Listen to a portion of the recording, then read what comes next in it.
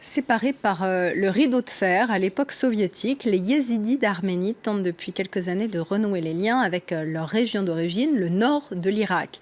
Symbole de ce phénomène, il y a 5 ans, ils inauguraient le temple de Ziyarat en Arménie, le premier temple yézidi construit hors d'Irak. C'est un reportage d'Elena Gabrielian avec Florent Rodeau.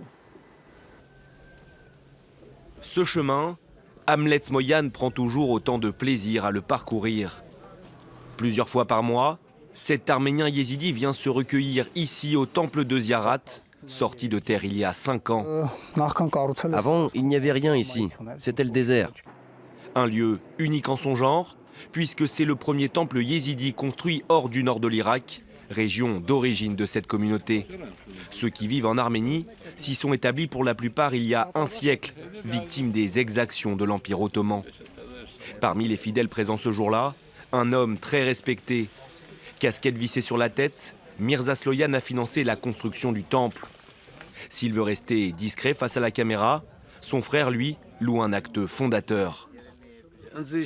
Je suis fier. Ce temple nous aide à unir les Yézidis. Certains viennent même d'Europe pour un pèlerinage ou des fêtes. Pour Hamlet aussi, ce 29 septembre 2012 restera gravé à jamais.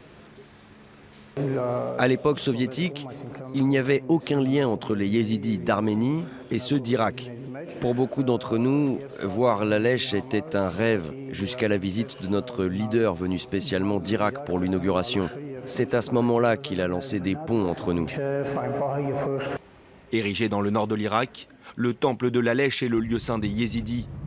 Hamlet s'y est rendu en 2013. Un an plus tard, commençaient les massacres du groupe État islamique à Sinjar, le début d'une prise de conscience collective. On a été massacrés ensemble et on s'est battus ensemble. En Irak, les Yézidis ont été exterminés par l'EI.